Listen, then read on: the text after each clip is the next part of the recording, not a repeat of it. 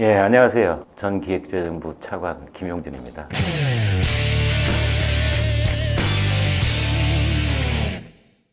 사실은 전쟁이죠. 아베가 벌인 전쟁입니다. 우리 국민들께서 경제전쟁 충분히 우리가 이길 수 있다.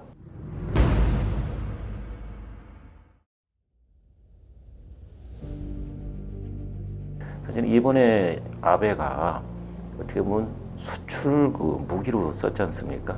그럼 우리는 무기가 없느냐? 이제는 일본에 대해서 우리가 수출하는 것도 있고 일본에서 수입하는 부분도 있습니다.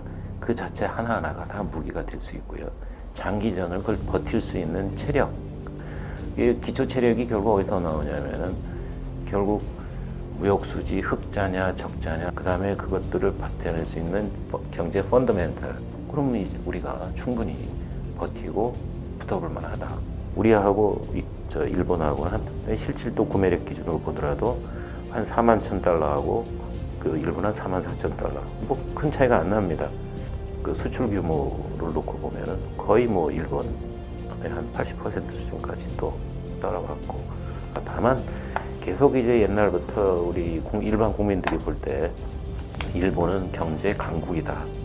근데 경제 강국의 실체가 어떤지 그 부분을 한번 좀 제대로 짚어볼 필요가 있다고 생각합니다. 그래서 일본을 제대로 알고 나면은 오히려 자신감이 생기고 그리고 또 반드시 승리할 수 있다.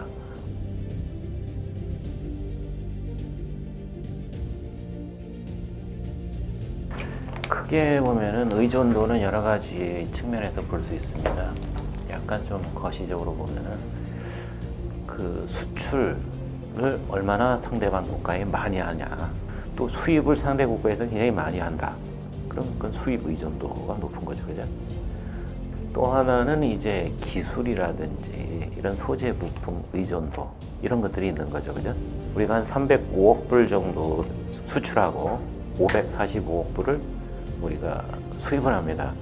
그러면 545억 불을 우리가 수입하는 것이 우리 전체 수입 중에서 얼마만큼 부담이 되느냐, 이게 의존도거든요, 그죠? 근데 이게 보면은 한 10.2% 정도 됩니다. 30년 전 1990년하고 비교해보면 1990년이 이게 26.6%였습니다. 일본의 의존도는 줄어들었다고 볼 수 있고요. 수출 시장에서 보면은 90년도에 우리가 만든 수출품 중에 20%가 일본으로 갔습니다. 이제는 5%밖에 안 갑니다.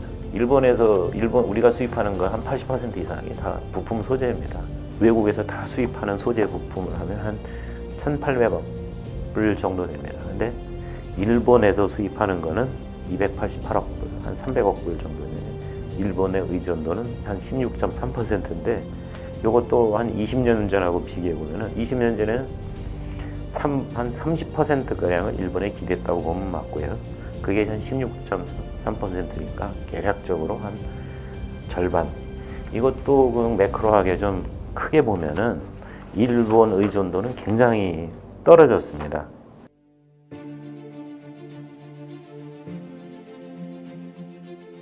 경제 성장 측면에서 보면은 일본의 총 GDP가 1995년입니다. 그때가 최고점에 도달하고 그 뒤부터는 줄어들고 있다고 보면 됩니다.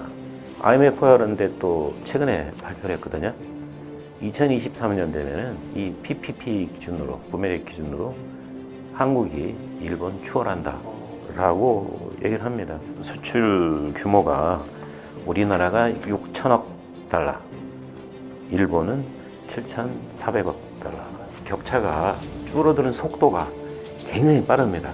이게 여기다 그 인구수까지 감안하면은 1인당 수출 규모로 보면은 일본에 우리가 2배다라고 얘기할 수도 있죠. 또 하나 일본의 그 애를 먹고 있는 것 중에 하나가 10년 이상 그 마이너스 금리입니다. 그러면 누가 은행에 돈을 맡기겠습니까? 임금도 지난 2007년도 이때 피크 치고 나서는 그 뒤로는 계속 오히려 정상적인 임금 수준이 낮아지거나 계속 하는 그런 상태입니다. 가계의 소득이라든지 기왕에 있었던 저축해놨던 그 자산들 그거 갖고는 버티지만은 거기로부터 새로운 소득 이런 것들이 안 생기니까 당연하게 이 총수요를 할까요? 일반 내수, 이 총수요가 굉장히 부족하고 투자도 부족하고 그래서 투자 부족하고 그다음에 내수가 부족하다는 얘기는 경제가 활력을 잃어간다는 얘기. 재정 확대는 세금을 더 걷지 않는 이상은 뭘로 하냐면은 국채 발행할 수밖에 없습니다. 국채. 그래서 그 무리해서 국채 발행을 하다 보니까 일본이 세계 최고의 재 수준 이걸 갖고 있습니다. 그런데 이제는 그것도 더 이상 늘릴 수 없는 이제 한계에 옵니다. 왜냐면은 그 버즈막장 국채를 그렇게 발행을 하면은 거기에 대한 이자 지출이 있지 않습니까? 1년 예산의 4분의 1이 이자로 나갑니다. QE라고 양적 완화 정책을 했습니다. 일본 같은 경우에는 그냥 무지막지하게 했습니다. 양적 완화 정책을 가장 효과적으로 할 수 있는 곳들은 뭐냐면은 기축통화를 갖고 있는 나라들입니다. 미국, 유럽, 그다음에 일본 이 정도입니다. 근데 그런 나라 여러 나라의 양적 그 완화 정책을 비교해 보면은 일본이 그 강도가 가장 셌습니다.